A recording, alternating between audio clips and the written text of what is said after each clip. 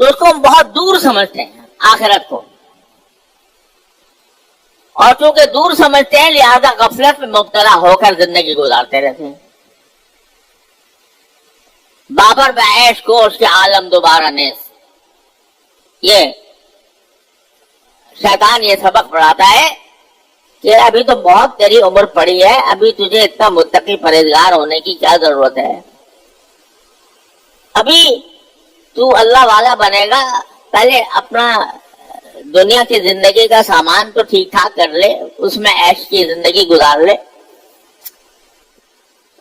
موت تو دور کی بات ہے، اور موت کے بعد میں دوبارہ زندہ ہونا، دوبارہ زندہ ہونے کے بعد آخرت کی زندگی آنا، اس میں حساب و کتاب ہونا اور پل صراط ہونا اور اللہ تعالیٰ کے سامنے پیشی ہونا لمبا کام ہے، تو بہت دور سمجھتا ہے انسان آخرت کو۔ قرآن کہتا ہے وہ کل ہے، قرآن اس کو تعبیر کر رہا ہے آخرت کو کہ کل کے لیے کیا تیاری کی ہے۔ اشارہ اس طرف کرنا مقصود ہے کہ وہ آخرت جس کو تم دور سمجھ رہے ہو، حقیقت میں وہ دور نہیں ہے، وہ اتنی ہی قریب ہے جتنی کہ تم کل کو قریب سمجھتے ہو، آنے والے کل کو جتنا قریب سمجھتے ہو۔ کیوں؟ دو وجہ سے۔ ایک وجہ یہ کہ کچھ پتا ہے کہ تمہیں اگلا سانس بھی آئے گا کہ نہیں آئے گا، کس بات کا یقین ہے کہ ابھی موت مجھے نہیں آنی، دیکھتے ہو آنکھوں سے کہ بیٹھے بیٹھے انسان دنیا سے چل دیتا ہے۔ کتنے واقعات تمہارے آنکھوں کے سامنے آتے ہیں، ابھی پچھلے ہفتے میں کئی واقعات ایسے ہمارے سامنے آئے، نوجوان آدمی اور کوئی تکلیف نہیں، کوئی بیماری نہیں، لیکن اچانک دل کا حملہ ہوا، ختم ہو گیا۔ تو ایک تو اس لیے اس کو دور نہ سمجھو، اس لیے کہ وہ کسی بھی وقت آ سکتی ہے، کسی کے پاس کوئی گارنٹی نہیں ہے کہ کب اس کی موت آ جائے گی اور کب وہ آخرت کے عالم میں پہنچ جائے گا۔ ایک وجہ تو یہ۔ دوسری وجہ یہ ہے کہ اگر تمہاری عمر 100 سال ہو جائے، 150 سال ہو جائے، تب بھی جب آخرت میں پہنچو گے تو قرآن کہتا ہے تمہیں ایسا محسوس ہوگا کَأَلَّمْ يَلْبَثُوا إِلَّا سَاعَةً مِّن نَّهَارٍ، اور دوسری جگہ پر عَشِيَّةً أَوْ ضُحَاهَا، یعنی وہاں جانے کے بعد تمہیں ساری اپنی زندگی، دنیا کی ساری زندگی ایسا لگے گا جیسے 1 گھنٹے میں گزر، 1 ساعت میں گزر گئی، جیسے ایک صبح تھی یا ایک شام تھی، بس اس سے زیادہ تمہیں معلوم نہیں ہوگی۔ تم جس چیز کو دور سمجھ رہے ہو وہ حقیقت میں دور نہیں ہے، کسی بھی وقت آ سکتی ہے، اور جب آئے گی تو پتہ لگے گا کہ وہ چند لمحوں کا کھیل تھا۔ يَرَوْنَهُ بَعِيدًا وَنَرَاهُ قَرِيبًا، قرآن کہتا ہے لوگ اس کو دور سمجھتے ہیں، ہم جانتے ہیں کہ وہ قریب ہے۔ لہذا جب قرآن یہ کہہ رہا ہے کل کے لیے تیاری کرو، یہ دیکھو کہ کل کے لیے میں نے کیا چیز آگے بھیجی ہے، یعنی کون سے اعمال میں نے بھیجے ہیں جو میرے نام اعمال میں جا کر آخرت میں میری نجات کا ذریعہ بنیں گے اور میری خوشحالی کا ذریعہ بنیں گے، اس کو ہر وقت دیکھتے رہو۔ بل تنظر نفس ما قدمت لغد، یہ الفاظ قرآن کریم نے استعمال فرمائے کہ کل کے لیے تیاری کرو، اور کل سے مراد آخرت۔ تیاری کل کے لیے کس طرح کرو، اس کا ایک بہترین نسخہ نبی کریم سرور دو عالم صلی اللہ علیہ وسلم نے ایک حدیث میں ارشاد فرمایا۔ رسول کریم صلی اللہ علیہ وسلم کا ارشاد ہے کہ اغتنم خمسن قبل خمسن. عجیب نبوت کے نور جس سے جھلک رہا ہے وہ الفاظ ہیں کہ 5 چیزوں کو 5 چیزوں سے پہلے غنیمت سمجھو. یعنی 5 چیزیں تمہیں بتا رہا ہوں، ان کو غنیمت سمجھو قبل اس کے کہ اس کے مقابل دوسری 5 چیزیں آ جائیں. کیا ہے وہ؟ فرمایا شباب کا قبل حرمک. اپنی جوانی کو غنیمت سمجھو بڑھاپا آنے سے پہلے. ابھی جوان ہو، جوانی کی حالت میں طاقت ہے، قوت ہے، کام کرنے کا اللہ تعالیٰ نے موقع عطا فرمایا ہے، لیکن انسان غفلت میں پڑا رہتا ہے کہ بھئی ابھی تو میں جوان ہوں، ابھی تو میں جوان ہوں، لہذا مجھے کچھ اتنی زیادہ فکر کی ضرورت نہیں ہے، ابھی تو میری عمر بہت بڑی ہے اور بڑھاپا آئے گا تو اس وقت دیکھے جائے گا. جوانی کو آدمی غفلت میں گزار دیتا ہے اور غفلت میں گزارنے کی بنا پر وہ سامان تیار نہیں کرتا جو آخرت میں انسان کی خوشحالی کے لیے ضروری ہے. جوانی میں جذبات بھی ہوتے ہیں، خواہشات بھی ہوتی ہیں اور انسان کو طرح طرح کے شوق بھی ہوتے ہیں. نبی کریم صلی اللہ علیہ وسلم کا منشا یہ نہیں ہے کہ جوانی کے جو جائز شوق ہیں ان پر کوئی پابندی لگائے. اللہ تعالیٰ نے مباحات کا دائرہ بہت وسیع رکھا ہے کہ تم اپنی جائز ضروریات کو بھی، جائز خواہشات کو بھی اللہ تعالیٰ کے احکام کے دائرے میں رہتے ہوئے پوری کر سکتے ہو. لیکن یہ بھی ساتھ سمجھو کہ یہ قوت، یہ طاقت جو جوانی میں تمہیں حاصل ہے یہ ہمیشہ نہیں رہے گی. جوانی میں تمہیں احساس نہیں ہے کہ اگر 2 رکعتیں پڑھ لو گے نفل کی یا 4 رکعتیں پڑھ لو گے نفل کی تو آخرت میں کتنا عظیم اس کا تمہیں صلہ ملنے والا ہے. لیکن سوچتے ہو یار چلو بس ابھی ہماری جوانی کا دور ہے، جتنا تھوڑا بہت بن سکتا ہے وہ بن پڑے، باقی ہمیں کسی نفلی عبادت کی ضرورت نہیں.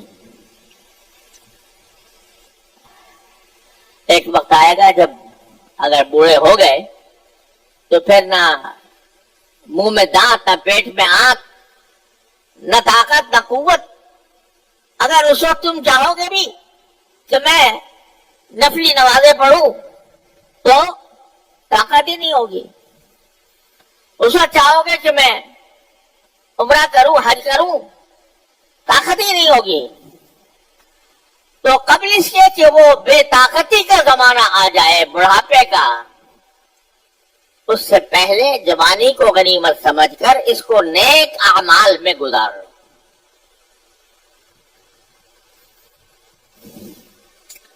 اگر نماز کے پابند نہیں ہو، نماز کے پابند ہو جاؤ. اگر جماعت کے پابند نہیں ہو، جماعت کے پابند ہو جاؤ. اگر اللہ تبارک و تعالیٰ کے حکم کی اطاعت میں روزے نہیں رکھتے، اس کی روزے کی احکام کو نظر انداز کرتے ہو تو جوانی کی طاقت سے اس روزے کا فریضہ ادا کرو. زکوٰۃ فرض ہے تو زکوٰۃ ابھی ادا کر دو قبل اس کے کہ بڑھاپے کا وقت آ جائے اور جب اس وقت فکر ہو کہ میں دنیا سے جانے والا ہوں، میرے ذمہ اتنی زکوٰۃ واجب ہے، اس کا حساب کیسے لگاؤں اور کس طرح دوں. حج فرض ہے اور یہ دماغ میں بیٹھا ہوا ہے کہ میں جوان ہوں، ابھی جوانی میں کیا کرنا ہے، ذرا اور عمر گزر جائے، فلاں فلاں کام کر لوں تو پھر حج کروں گا۔ ارے بھائی پتہ نہیں جس وقت تم حج کرنے کا ارادہ کر رہے ہو اس وقت تک جیو گے کہ نہیں جیو، اور اگر جی بھی لیے تو بڑھاپے میں جا کر جو ہے وہ حج کی مشقت ہے، جوانی میں آدمی آرام سے جھیل جاتا ہے، لیکن بڑھاپے میں وہ مشقتیں اٹھانا مشکل ہو جاتا ہے۔ تو رسول کریم صلی اللہ علیہ وسلم فرما رہے ہیں کہ جوانی کو غنیمت سمجھو بڑھاپے سے پہلے۔ جب بڑھاپا آ جائے گا تو اگر اللہ تعالی کی عبادت کرنا بھی چاہو گے تو تمہارے اندر طاقت نہیں ہوگی۔ اس وقت اللہ نے تمہیں طاقت دے رکھی ہے، اس طاقت کو استعمال کرو، اللہ تعالیٰ کی اطاعت میں استعمال کرو۔ جتنے نیک کام ہیں ان نیک کاموں کے اندر اپنی جوانی کی طاقت کو استعمال کرو، خود بھی عمل کرنے میں، دوسروں کو عمل کرانے میں، دوسروں کو دین کی دعوت دینے میں، اس میں استعمال کرو۔ اپنے اوقات کو اس مصرف پر لگاؤ، اور ایسا لگاؤ گے تو یہ ہے تیاری جس کو قرآن کہہ رہا ہے کہ تم نے کل کے لیے آگے کیا بھیجا۔ تو ایک تو یہ فرمایا کہ جوانی کی کو غنیمت سمجھو بڑھاپے سے پہلے۔ دوسرا فرمایا بصحت قبل سقم، اپنے صحت کو غنیمت سمجھو بیماری سے پہلے۔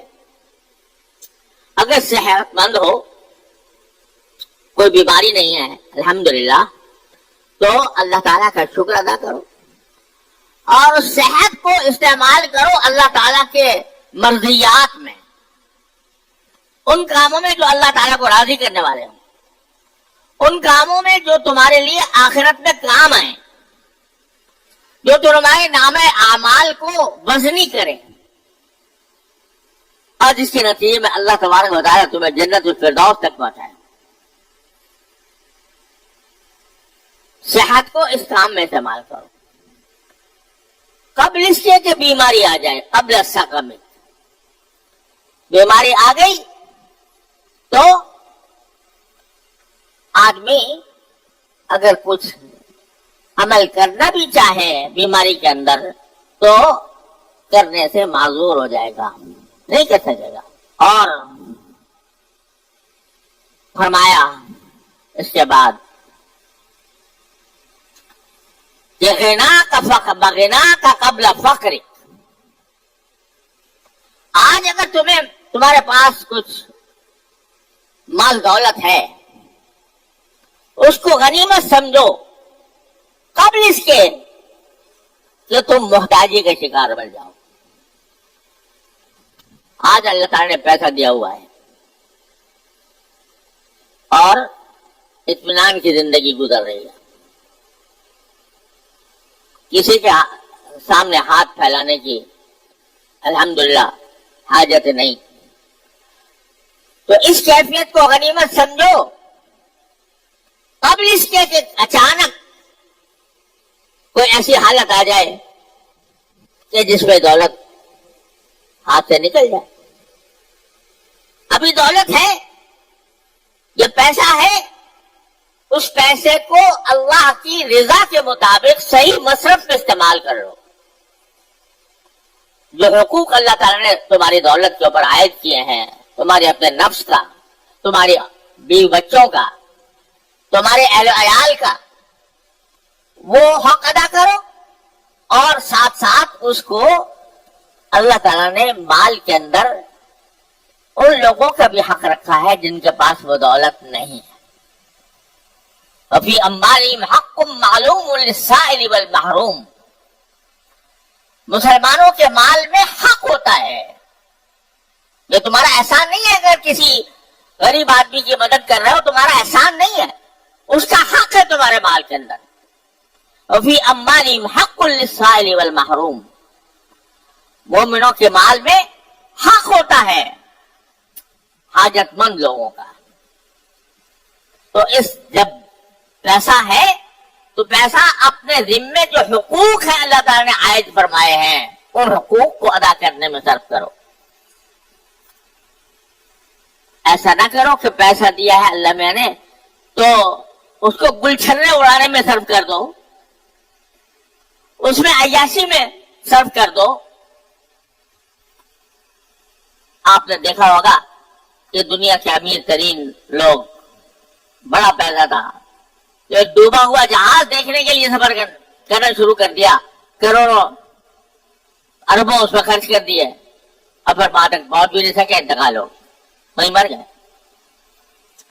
تو پیسہ اللہ نے دیا ہے تو اس پیسے کو غنیمت سمجھو کہ اللہ کی نعمت ہے, میں اس پر شکر ادا کروں, اس کو اس کے اپنے ذمے جو حقوق ہے ان کو ادا کرنے میں استعمال کروں.